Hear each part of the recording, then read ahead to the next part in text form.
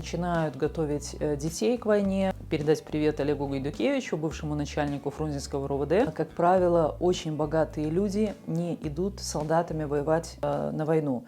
Добрый день, уважаемые друзья! Я очень рада вас сегодня видеть.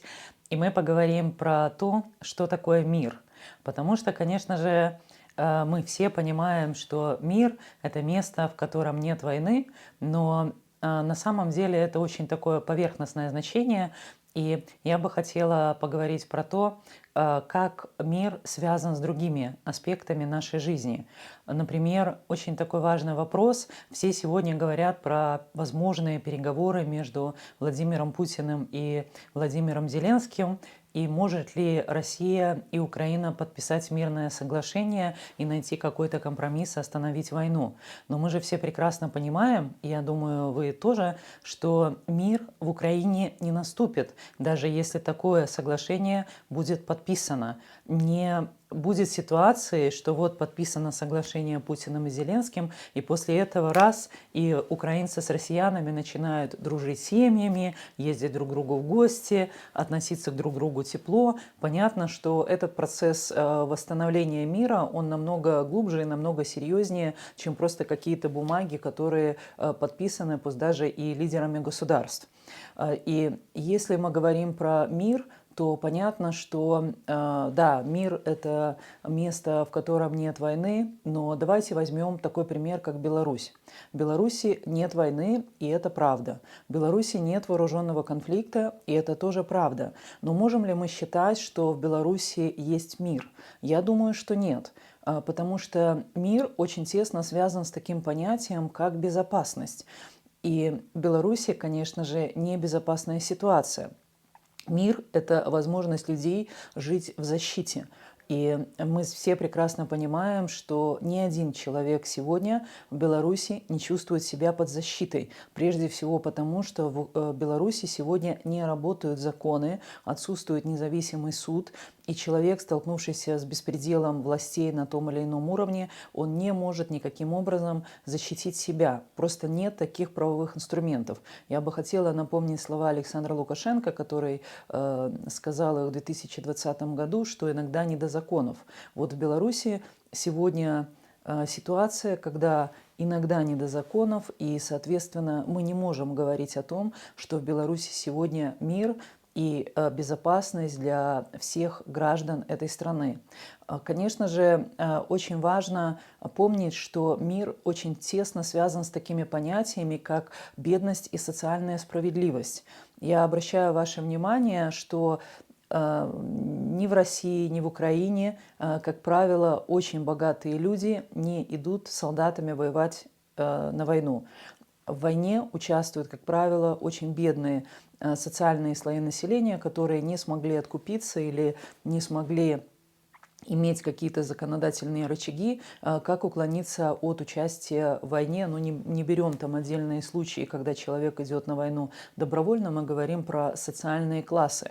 И если мы посмотрим внимательно, кто участвует в войне на стороне России, то очень заметно, что молодые мужчины из Санкт-Петербурга и Москвы, как правило, не призываются в армию и не участвуют в войне.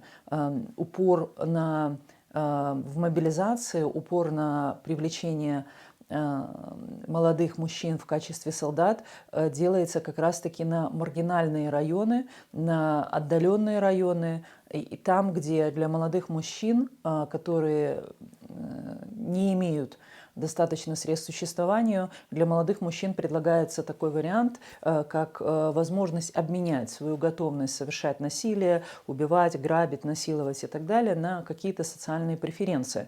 Например, подняться выше по социальной лестнице или, как говорит Владимир Путин, быть героями.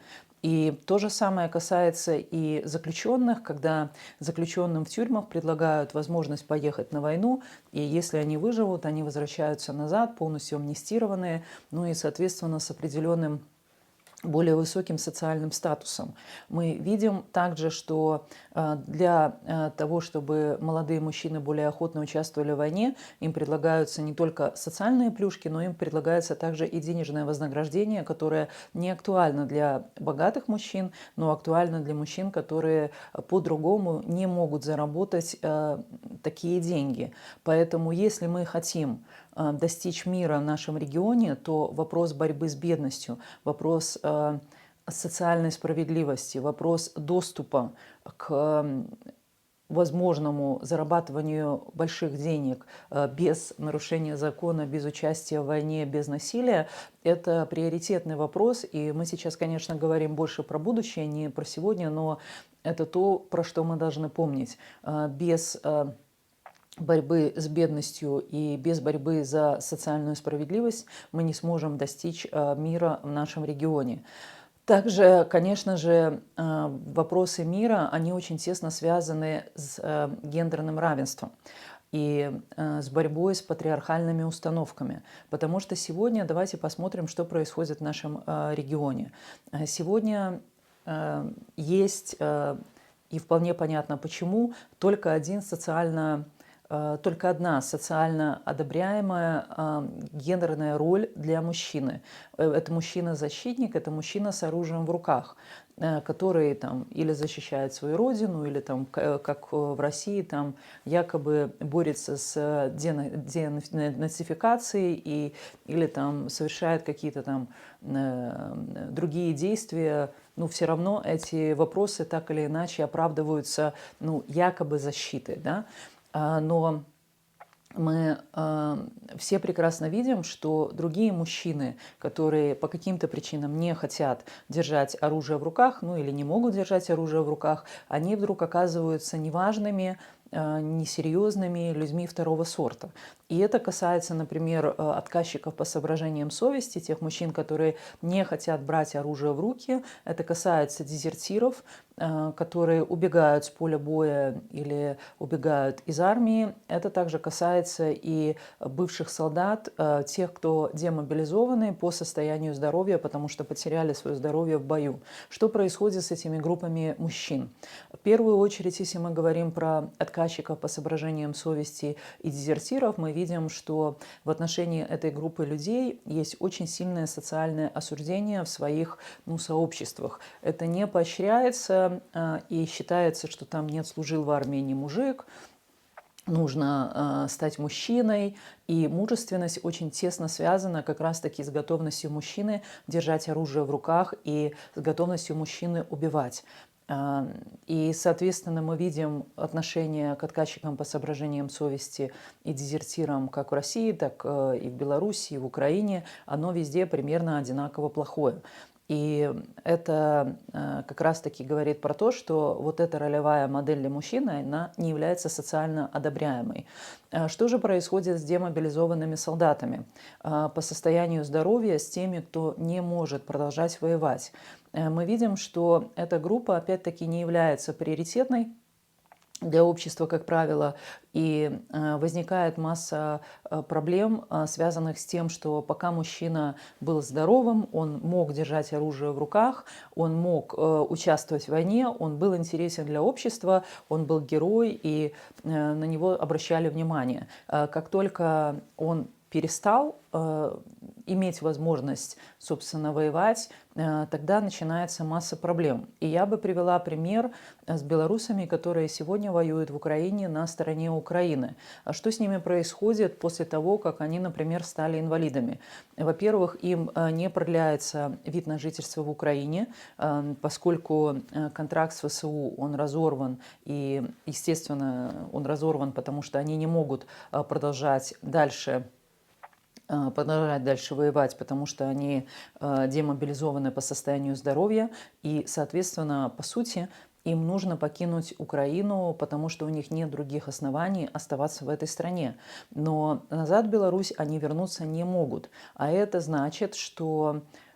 Почему они не могут вернуться назад в Беларусь? Потому что в Беларуси за участие в войне в Украине на стороне Украины им грозит смертная казнь, потому что эти действия лукашенковский режим трактует как террористическую угрозу и может навешать довольно много всяких разных уголовных статей. И даже если не будет смертной казни, то такой человек может получить до 25 лет тюрьмы, что, в принципе, в условиях белорусских тюрем, в условиях пыток и жестокого обращения, а также отсутствия медицинской помощи, очень часто означает смертную казнь. Поэтому, конечно же, таким мужчинам нужно искать возможность легализоваться в другой стране, но их не принимают другие страны. И получить возможность легализации, например, в той же Польше или в Литве не так-то легко. Кроме этого, есть случаи, когда бывших бойцов полка Калиновского, белорусов, которые воевали в Украине на стороне Украины, Литва признавала угрозой национальной безопасности Литвы, а это значит, что у таких мужчин возникали риски депортации в Беларусь и с запретом на въезд на территорию Европейского Союза на несколько лет.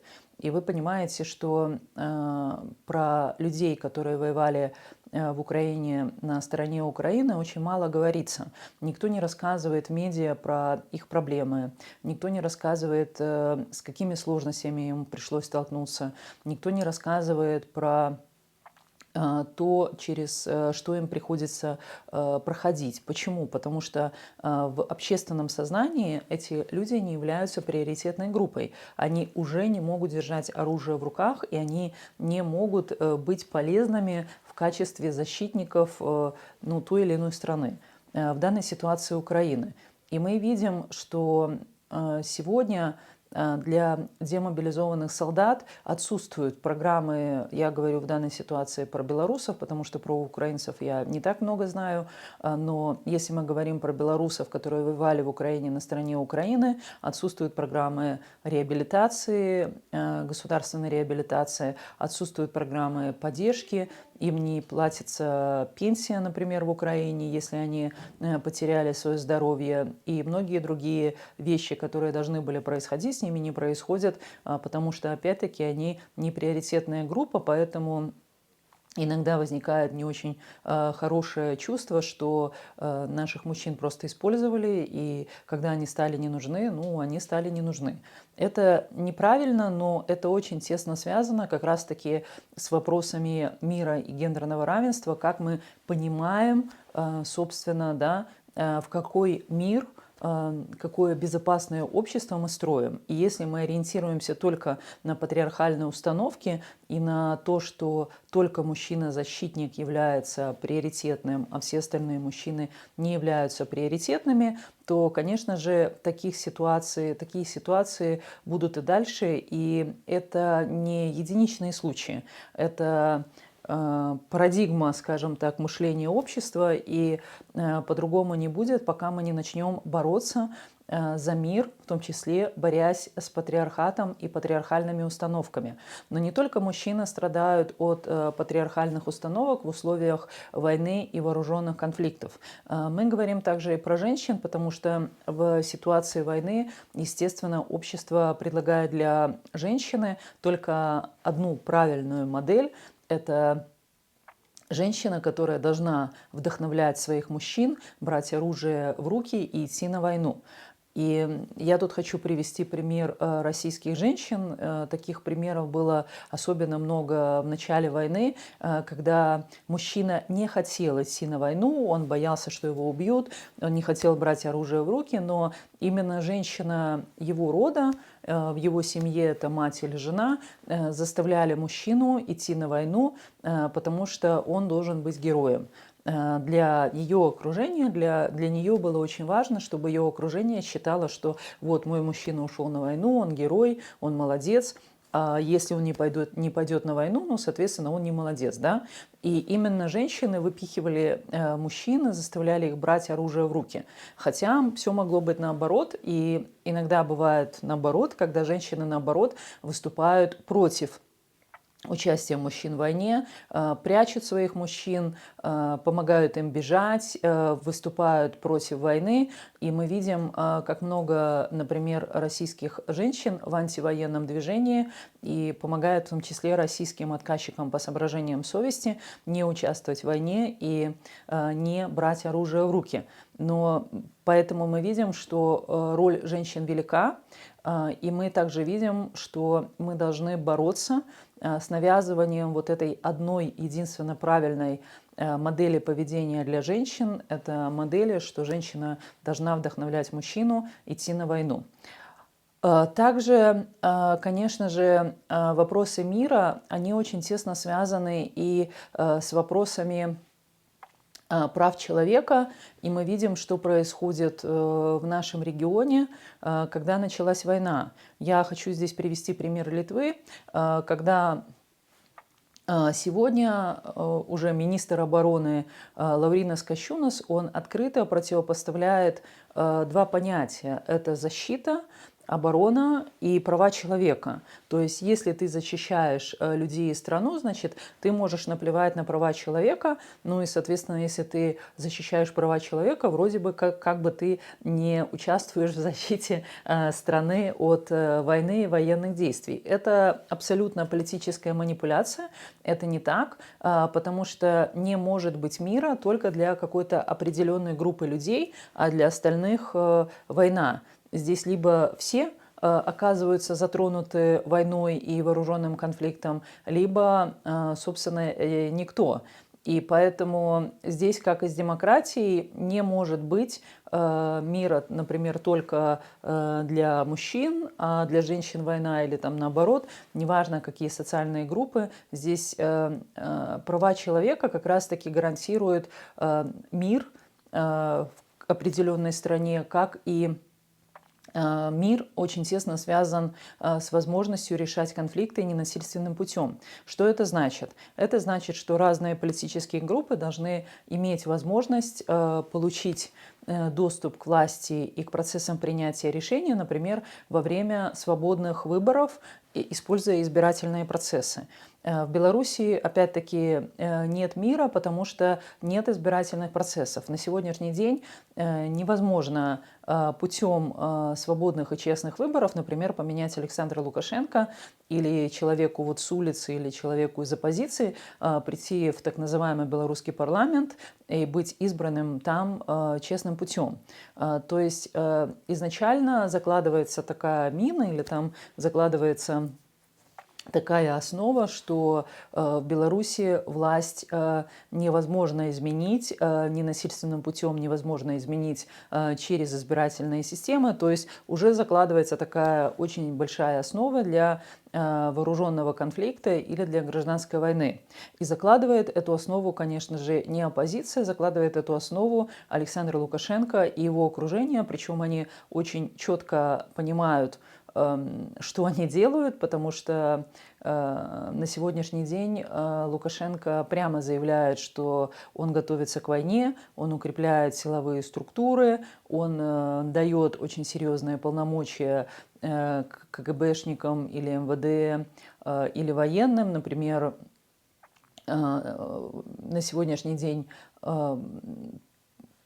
были приняты законы, которые дают возможность сотрудникам КГБ или военным расстреливать безоружных людей, включая женщин, стариков и детей, без, собственно, какого-либо там приказа, согласия и так далее.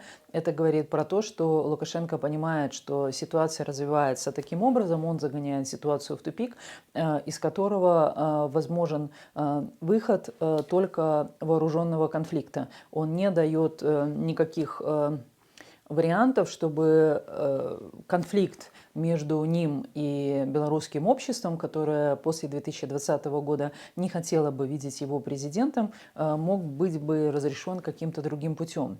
Поэтому мы видим, что избирательная система и честность, и честные свободные выборы, они тоже очень тесно связаны с понятием мира и безопасности. Если в стране нет свободных и честных выборов, там, соответственно, нет мира и безопасности для людей, потому что люди не могут влиять на политические процессы и не могут менять власть мирным и ненасильственным путем. Сегодня в нашем регионе идет очень сильный процесс милитаризации. И что это такое? Это означает, что все страны готовятся к войне, начинают говорить военными терминами, начинают готовить детей к войне. И в прессе идет очень много сообщений о том, что у нас или будет война, или уже есть война. Идет очень много военных новостей, но идет очень мало новостей, соответственно, мирных. И почему это плохо? Во-первых, и это самое страшное, что, пожалуй, происходит в нашем регионе, это милитаризация детей. На сегодняшний день в Беларуси идет очень сильный процесс милитаризации детей. Я хотела бы напомнить, что летом 2022 года около 18 тысяч белорусских детей прошли обучение в так называемых военно-патриотических лагерях в течение 9 дней на базе военных частей и с участием военных, которые учили их стрелять, пользоваться военной техникой, ну и, собственно, обучали их военному делу.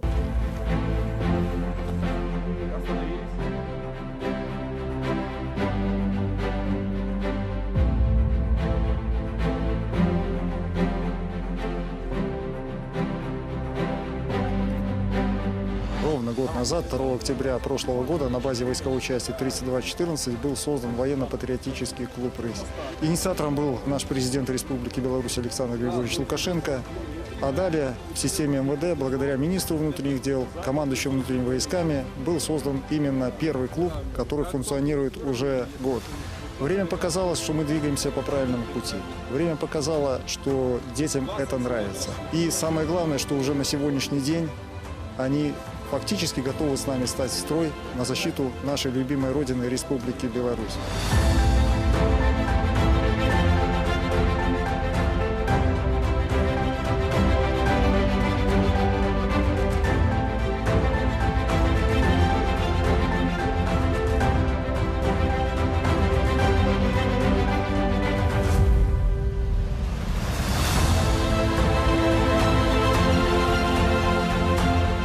Дети прекрасно понимают, и мы это осознаем, что без прошлого нету настоящего.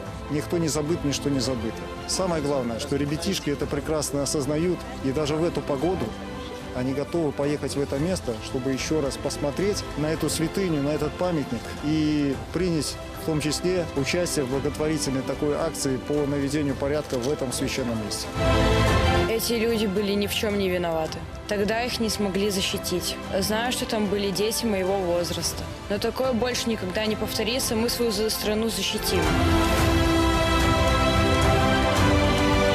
Никакое слово так не пронзится в сердце, как посещение этого комплекса, а потом еще небольшая трудовая акция. За этими ребятами будущее. И вот это, можно сказать, прививка от того, что кто-то на них попробует как-то повлиять, изменить их точку зрения. Сегодня они сами увидели, что происходило на этой земле.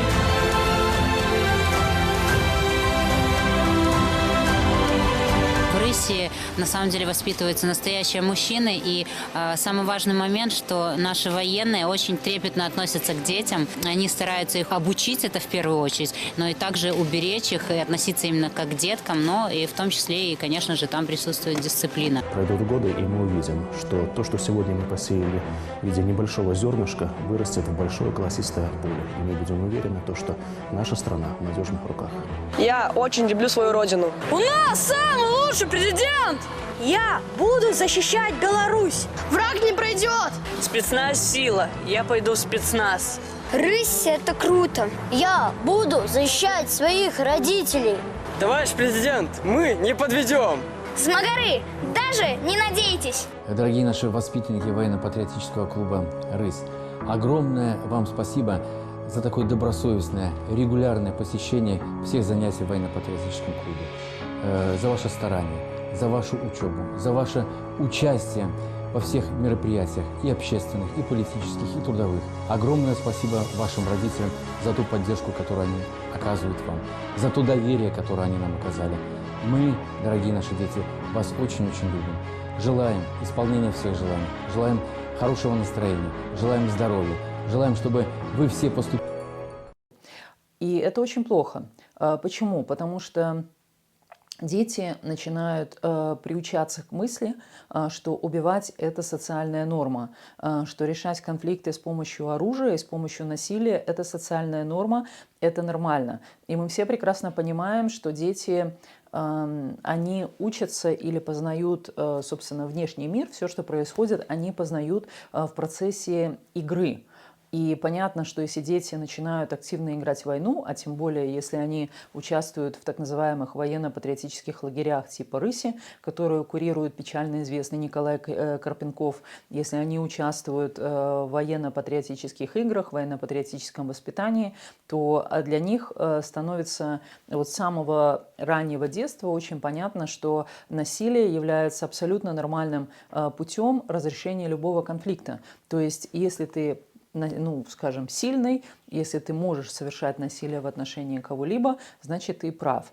И это тянет за собой очень много других проблем, про которые я говорила уже выше, и в том числе это тянет за собой укрепление патриархальных установок, и в будущем очень много проблем, связанных и с сексуальным насилием, и изнасилованиями. Ну, понятно, что в данной ситуации мужчина чувствует себя сильнее, чем женщина, и он считает, что женщина не может отказать ему, и, соответственно, он имеет право на изнасилование. Да? Это тянет за собой вопросы домашнего насилия, где мужчина, опять-таки, приучает или там воспитывает членов своей семьи, детей и женщину с помощью силы. И это тянет многие другие не менее серьезные аспекты, которые связаны как раз с насилием, как способом разрешения конфликтов. Также почему милитаризация – это очень плохо? Потому что как только в обществе начинается процесс милитаризации, то начинает очень много тратиться денег на вооружение. И это понятно, потому что общество запугивается тем, что вот-вот будет война. И я говорю про те общества, в которых на сегодняшний день нет войны, но тем не менее они в нашем регионе не затронуты войной. И понятно, что денег всегда в любом государстве ограниченное количество. И если мы тратим больше на вооружение, это значит, мы тратим меньше на что-то еще. И на что-то еще, как правило, это на что? Это на социальные программы, это на поддержку женщин, детей, людей с инвалидностью или стариков. То есть сокращается в первую очередь социальная сфера. И это означает, что в обществе растет бедность, и социально незащищенные слои населения, скажем, их проблемы не решаются, а только усиливаются. Государство самоустраняется от решения этих проблем. Но также также страдает и культурная сфера, потому что денег на культуру тоже выделяется меньше, но деньги выделяются на закупку вооружения. И опять-таки вопросы милитаризации, вопросы мира очень тесно связаны с вопросами коррупции.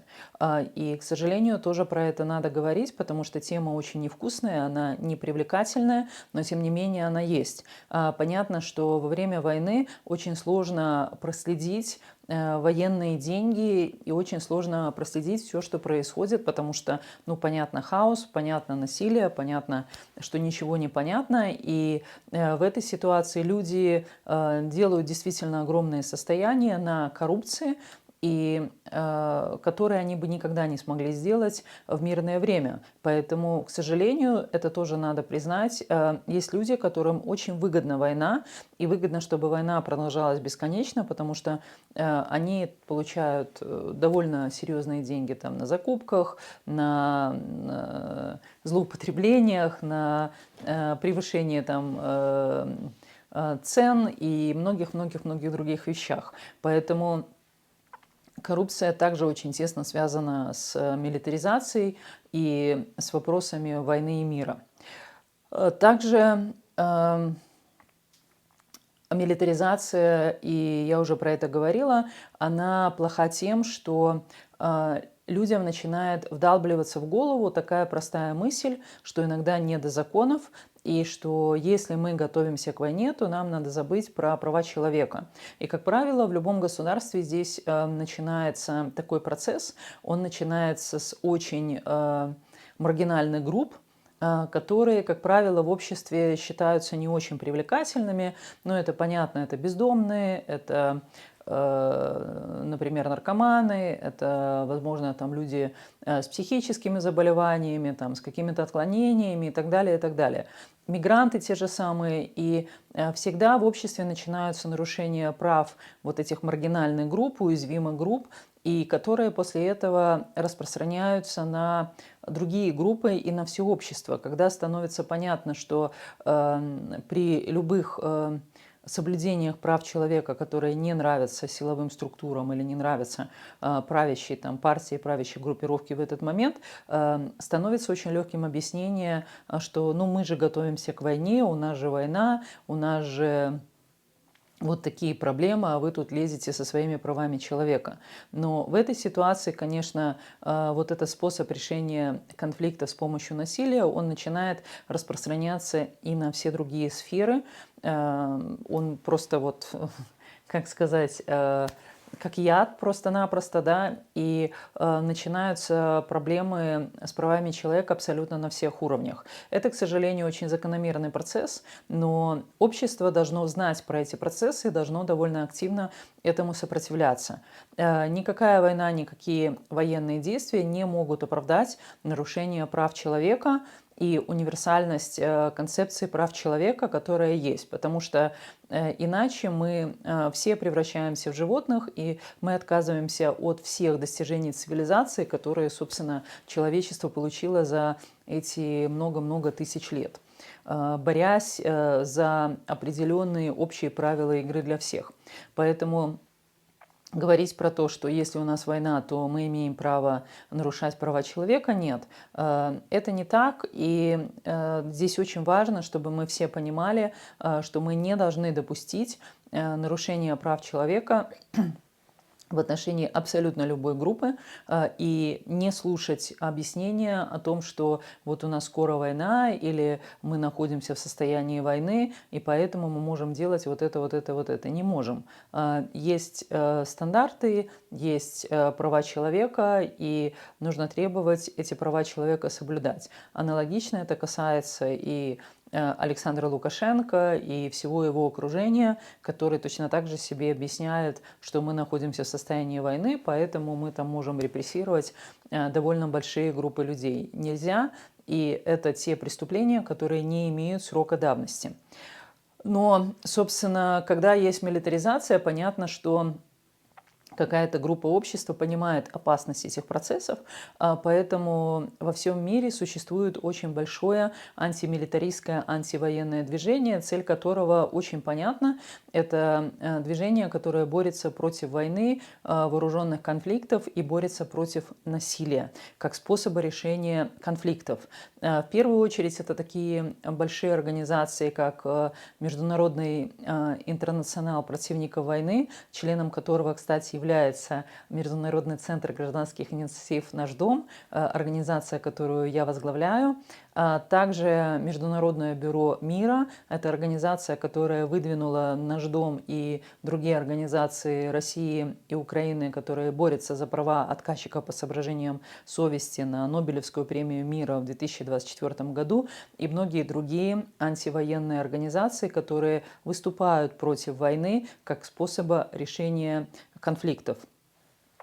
И, конечно же, антимилитаризм, антивоенное движение, оно очень тесно связано с пацифизмом. Пацифизм – это такое, скажем, тоже движение, которое выступает за полное искоренение насилия как способа разрешения конфликтов. И здесь мы говорим про то, что существует три вида насилия, и они такие, довольно, наверное, будут неожиданные для вас. Первое, конечно, вид насилия – это насилие по отношению к себе. И он, пожалуй, самый сложный для нас, белорусов, в плане борьбы. Второй способ насилия – это насилие по отношению к близким и по отношению к своему окружению. Ну и третий способ или вид насилия – это государственное насилие или насилие власть имущих в отношении тех, у кого такой власти нет. Понятно, что третий способ или третий вид насилия осуществляет Александр Лукашенко. И, как я уже много раз говорила, этот вид насилия очень напоминает поведение абьюзера в отношении домочадцев в ситуации домашнего насилия. Но насилие и на самом маленьком уровне, да, насилие в отношении себя, и насилие на таком глобальном уровне, государственное насилие или насилие одного государства по отношению к другому государству, как мы видим в ситуации России по отношению к Украине, это прямая агрессия, да, то они все равно имеют общие какие-то механизмы, и они очень похожи, несмотря на то, что здесь вот микроуровень, да, если мы говорим про одного человека, ну и макроуровень, если мы говорим про целое государство или взаимоотношения государств друг с другом. И в Беларуси, конечно же, очень тяжело, и я могу сказать из своего опыта, очень тяжело бороться с насилием в отношении себя. Потому что мы все так воспитаны в Беларуси, мы все очень травматизированы, и нам всем очень тяжело защищать себя и идти против общественного мнения, воевать с окружением и отстаивать, собственно, свою личность. Это касается не только взрослых людей. Мы все так или иначе сталкивались с буллингом, мы сталкивались с травлей и в детских садиках, и в школах. Вся наша система образования построена таким образом, что она носит карательный характер. Она не является поддержкой учеников.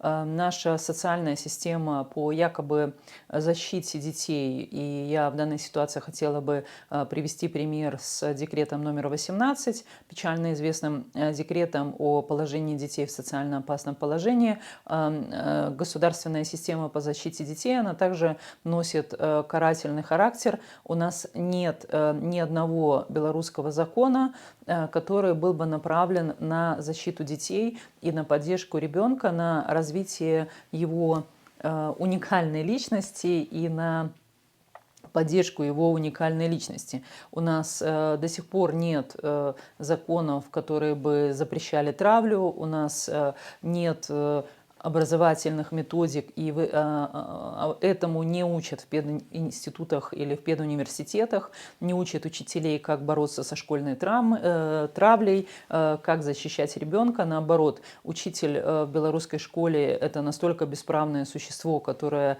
зависит от директора и от отделов образования, прежде всего тем, что все находятся на контрактах, то, конечно же, учитель не будет становиться на сторону ученика, будет скорее участвовать в травле того или иного ученика или той или иной семьи. И понятно, что когда мы сами не научились, собственно, не совершать насилие по отношению к себе, мы просто не знаем, как это, что мы даже совершаем это насилие. Мы никогда не задумывались над этим. У нас ну, это, скажем, нас так воспитали, да, то понятно, что и бороться, скажем, с насилием в отношении близких людей или своего окружения тоже невозможно, потому что очень часто люди даже не понимают, что они совершают насилие в отношении близких людей. И я бы хотела в этой ситуации поговорить про домашнее насилие. Последняя статистика белорусского МВД – это то, что в год поступает примерно 70 тысяч обращений по фактам домашнего насилия. Из них 21 тысяча людей состоит на учете именно как агрессоры, как те, кто совершали акты домашнего насилия. И это довольно большая цифра. Но давайте подумаем о том, что далеко не все обращаются за помощью к милиции в ситуации домашнего насилия. И это понятно почему, потому что милиция сама в Беларуси является агрессором, очень сильным агрессором, и это та структура, которая совершает очень много насилия сама. Поэтому, естественно, что обращаются к милиции только в ситуации уже очень крайней угрозы, когда есть угроза жизни и здоровью, когда уже человек понимает, что иначе его убьют. Но также в ситуации насилия, домашнего насилия, во-первых, в Беларуси нет закона о домашнем насилии, во-вторых, человек, который обращается за защитой в ситуации домашнего насилия, он тоже оказывается жертвой уже на этот раз государственного насилия, потому что в первую очередь ее или его дети попадают на учет как находящиеся в социально опасном положении, и они могут быть изъяты из семьи в любой момент. То есть вы понимаете, что, например, женщина, которую избил пьяный муж, он гоняется за ней там с топором, она вызывает милицию в надежде получить какую-то помощь, но в результате этот мужчина получает штраф, то есть семья наказана экономически, потому что этот штраф, скорее всего, будет выплачивать сама женщина, ее дети попадают на учет СОП, то есть они могут быть изъяты из семьи, а если они изъяты из семьи, опять-таки, ей придется платить определенные, ну это не называется налогом, но по факту это налог за содержание детей в детском доме, примерно $100 на каждого ребенка в месяц, и это довольно большие деньги. Вы представьте, у вас забрали 3 детей, это там $300 в месяц, которые вы должны найти просто для того, чтобы заплатить государству и иметь возможность хоть как-то получить своих детей назад. Ну и в-третьих, и самое главное, она уже стала жертвой домашнего насилия, ее там избил муж, и она была под угрозой, что ее убьют. То есть в этой ситуации мы видим, что государство абсолютно не защищает жертв домашнего насилия, и это понятно почему, потому что в Беларуси государство самый главный агрессор. Агрессоры объединяются, как мы видим, агрессоры защищают друг друга, и агрессоры, они поддерживают друг друга. Понятно же, что если, не дай бог, конечно, женщину в Беларуси изнасиловал сотрудник милиции, то шансов для нее добиться справедливости и возбуждения уголовного дела в отношении данного сотрудника милиции, я думаю, ну, шансы у нее близятся где-то к нулю. Но есть очень большие шансы, что она, наоборот, попадет в тюрьму там, по ложному обвинению или клевете в отношении сотрудника милиции. И здесь я бы хотела передать привет Олегу Гайдукевичу, бывшему начальнику Фрунзенского РОВД, потому что как минимум один такой кейс с его другом Динасом Линкусом я знаю, когда женщина, которая стала жертвой изнасилования, она оказалась в тюрьме по обвинению в клевете, в том, что она ложно обвинила сотрудника милиции. Да, и понятно, что рассчитывать в этой ситуации на справедливое расследование данного случая совершенно не приходится. Приходится подозревать, что, скорее всего, ну, на эту женщину было возбуждено уголовное дело, собственно, поклеп, и ее посадили в тюрьму просто как человека, чтобы закрыть рот жертве преступления. Поэтому мы видим, что все вот эти 3 аспекта насилия в отношении себя, в отношении близких или какой-то группы там, людей и государственное насилие, оно очень тесно связано. Причем мы чаще, конечно, говорим про физическое насилие, но здесь насилие может выражаться в очень многих других формах. Это, например, опять я уже говорила про это, травля, это попытки доведения до самоубийства, это экономическое давление, это давление на родственников – это все разновидности насилия, которые активно применяются как в ситуациях домашнего насилия, так и в ситуациях государственного насилия. Мы, к сожалению, сталкиваемся с ситуациями, когда силовые структуры, как я повторю, главные агрессоры в Беларуси, стараются довести журналистов или журналисток или правозащитниц или участниц протестного движения до самоубийства. И, к сожалению, есть случаи, когда им это удавалось. Я бы хотела привести пример с правозащитницей из Солигорска, 36-летней Яной Поляковой, которая 7 марта 2009 года покончила с собой. Яна Полякова была избита сотрудниками милиции, и поскольку она является юристом по образованию, она не смирилась, и она попробовала привлечь сотрудников милиции к, собственно, к ответственности за то, что они сделали. И когда она обратилась в прокуратуру и, соответственно, в милицию с соответствующими заявлениями, против нее началась настоящая травля. Ей звонили по ночам из прокуратуры, ей угрожали, ее поджидали около дома. Также в травлю включилась газета «Беларусь сегодня», так называемая «Советская Белоруссия», главный рупор лукашенковской пропаганды, которая стала писать оскорбительные клеветнические статьи про Яну, про то, что она все наврала, и ее обвинили в том, что она оклеветала сотрудников милиции, и ей дали несколько лет несколько лет химии. И в день, когда приговор вступал в законную силу, 7 марта 2009 года, Яна повесилась, ее тело нашла мать, которая от всего, конечно, увиденного и пережитого сошла с ума и закончила свои дни в психиатрической больнице. И вот простой пример, как одна отдельно взятая семья, ставшая жертвой государственного насилия, ставшая жертвой сотрудников милиции, собственно, была разрушена и, по сути, убита, доведена до самоубийства. И таких примеров, к сожалению, немало, но мы просто про все не знаем. Если мы говорим про другие способы давления, мы видим, что люди, которые участвовали в протестах 2020 года, их лишают работы, они потом не могут устроиться на работу, идет давление на родственников, идет давление на детей, идут угрозы изъятия детей из семьи, идет психологическое давление, в том числе мы знаем случаи, когда вскрывались социальные сети данного человека, и родственникам рассылалась какая-то порочащая информация, которая была там получена в результате переписок или там сфабрикована тем или иным способом, и в том числе старались максимально разрушить репутацию человека для того, чтобы довести его до самоубийства и сломать его сопротивление, и в первую очередь уничтожить его как личность. Потому что цель вот этих всех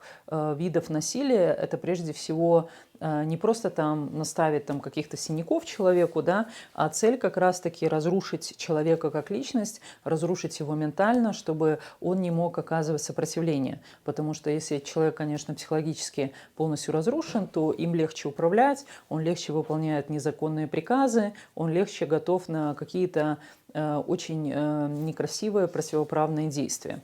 Мы также видим, что семьи сотрудников милиции, они чаще всего страдают от домашнего насилия, но прежде всего это те категории или там те женщины, которым очень сложно попросить о помощи, потому что, опять-таки, им придется идти в милицию и писать заявление на своего мужа, сотрудникам милиции, опять-таки его коллегам, сотрудникам милиции, которые будут его покрывать. Также есть случаи, когда в Беларуси женщины, которые являются женами очень высокопоставленных чиновников, они вынуждены терпеть домашнее насилие, они сообщают об этом и жалуются, но жалуются очень, конечно, секретно и неформально, потому что, опять-таки, они боятся говорить о том, что они стали жертвами домашнего насилия, что они хотят развестись с мужьями, потому что они боятся, что в такой ситуации насилие только возрастет. И их опасения, конечно же, нельзя назвать беспочвенными, потому что есть плохие примеры. Но поэтому, если мы хотим бороться, собственно, с насилием как способом разрешения конфликтов, мы должны менять полностью и очень радикально всю систему взаимоотношений в обществе и, по сути, проводить очень большую реформу, которая связана и с реформой образования, она связана и с социальной сферой, она связана и с МВД, и с судами, и с очень многими другими вещами, и в том числе, если мы хотим бороться с насилием, то нам нужно в Беларуси, чтобы было довольно большое количество общественных организаций, которые занимаются этой темой. На сегодняшний день в Беларуси нет ни одного шелтера помощи жертвам домашнего насилия, и это значит, что жертвы домашнего насилия, которые даже признаются государством как жертвы домашнего насилия, все равно вынуждены проживать дальше с агрессором на той же территории, они не имеют возможности никуда спрятаться от насилия. И понятно, что даже если милиция, представим себе такую ситуацию, идет на помощь, то она не может находиться жертвой насилия бесконечно, она в какой-то момент уходит, и агрессор опять начинает свои действия. Поэтому это очень такая тяжелая проблема, которая, опять повторюсь, очень тесно связана с вопросами мира и безопасности. Потому что даже если человек совершает насилие в отношении себя, это все равно означает, что мира в его душе нет, и мира вокруг него тоже нет. Но вернемся к пацифизму и антимилитаризму или там антивоенным движениям. Пацифизм и антимилитаризм очень тесно связаны или даже в принципе являются основателями антиядерного движения. Это движение, которое выступает против ядерного оружия и против использования ядерной энергетики. Ну, с ядерным оружием, наверное, тут все понятно, почему это опасно. Потому что тут уже идет речь о выживании не только какого-то отдельного государства, тут идет речь о выживании целой планеты, но с ядерной энергетикой ситуация такая, что это очень небезопасная энергетика. С одной стороны, понятно, что человечество это использовало, и в Беларуси есть атомная станция в Островце. С другой стороны, в чем там самая главная проблема? Проблема в том, что в ситуации какой-либо аварии невозможно устранить последствия. Потому что если радиация попадает, например, на ручку, эта ручка тоже становится радиоактивной, и она дальше передает эту радиацию. Если, например, утекает какая-то там часть в воду, то эта вода становится радиоактивной и начинает заражать все вокруг. Если это попадает в почву, почва становится радиоактивной. Если попадает в воздух, опять-таки, воздух становится радиоактивным. То есть это распространяется, нельзя локализовать последствия никаким образом, нельзя просто остановить это. Этот процесс бесконечный. Также с ядерной энергетикой ситуация такова, что нет никаких методик по утилизации ядерных отходов. То, что там делают какие-то капсулы на 50 лет, это опять-таки нет технологии, чтобы эти ядерные отходы, которые, повторюсь, являются радиоактивными, закапсулировать навсегда. Да? Мы все понимаем, что радиация подтачивает изнутри абсолютно любой материал, и очень понятно, что рано или поздно эти ядерные отходы, они попадут, собственно, изнутри вовне. А это означает, опять-таки, заражение вокруг всего того, куда это попадет. Также с ядерной энергетикой проблема в том, что атомные станции или этот отработанный материал, он дает возможность изготавливать так называемые грязные бомбы. Это как раз-таки оружие, которое позволяет заражать все вокруг радиацией, которую потом, повторю, невозможно утилизировать. И на сегодняшний день нет ни одной безопасной методики строительства атомной станции. С Островцом проблема еще хуже, потому что Беларусь – это единственное место, которое небезопасно с сейсмологической точки зрения, то есть атомная станция в Беларуси построена на том месте, где уже были зафиксированы землетрясения. А это означает, что, как мы знаем, уже по японской атомной станции мы понимаем, что землетрясения могут разрушить атомную станцию, и опять это ядерное вещество может попасть во внешнюю среду и может заразить все вокруг живущее. И в этой ситуации Александр Лукашенко, который построил атомную станцию в Островце, он подложил так называемую просто грязную бомбу под соседей, под Литву, потому что в случае серьезной аварии, например, вот как была авария на Чернобыльской АЭС, в случае такой же аварии в Островце в Литве нужно будет эвакуировать примерно 1 миллион человек, чтобы спасти их от последствий такой аварии. Для страны, у которой там примерно 3 миллиона жителей всего, эвакуировать 1 миллион человек, тем более столицу, которая находится там в 60 километрах от Островца, это фактически означает уничтожение страны.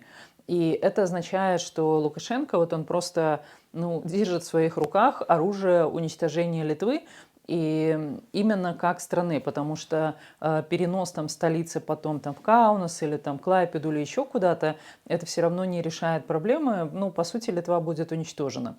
Поэтому с ядерной энергетикой здесь ситуация такая, что это небезопасно, и все, что небезопасно, опять-таки, повторюсь, это очень тесно связано с вопросами мира и обеспечения этого самого мира.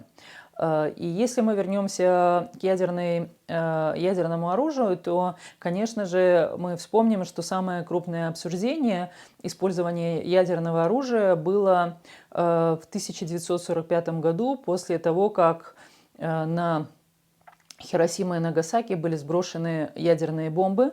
И, конечно же, все человечество тогда ужаснулось от того объема разрушения, от того количества людей, которые погибли и которые потом умерли от лучевой болезни, от последствий радиации. И это обсуждение, и в том числе действия разных общественных организаций, в том числе Greenpeace, они привели к тому, что в 1963 году наконец-таки был ратифицирован договор, согласно которому все страны ООН обязуются не испытывать ядерное оружие в воздухе, под водой и в космосе. То есть это означает нигде, по совести, да. Но понятно, что практика последнего года, последних 2 лет показала, что все эти ратифицированные договора, они имеют очень условную, скажем так, обязательность к исполнению. Я бы здесь хотела напомнить про Будапештский меморандум, который подписала Украина, а потом и Беларусь, о том, что мы обязуемся не иметь ядерное оружие. Беларусь отказалась от ядерного оружия, равно как и Украина, под гарантией США, России и там ряда других стран. И взамен гарантируется ненападение, территориальная целостность и независимость данных стран. Но мы видим, что произошло. Мы видим, что в 2014, а потом и в 2022 году Россия нарушила Будапештский меморандум и напала на Украину, пользуясь тем, что как раз у Украины не было ядерного оружия, и вот страна-гарант, получается, сама же нарушила тот договор, который она подписала. То же самое касается и договора о запрещении использования ядерного оружия, потому что мы видим, что есть слухи или там информация, которая просачивается в прессе, что возможно использование ядерного оружия или там тестирование ядерного оружия в космосе. Но опять мы все прекрасно понимаем, что это небезопасно, потому что в космосе использовать ядерное оружие, это значит, что какие-то обломки будут радиоактивные, они будут летать вокруг Земли, они будут сталкиваться там со спутниками, они будут падать на Землю и будут, соответственно, заражать Землю, людей, воду, воздух и так далее, и так далее.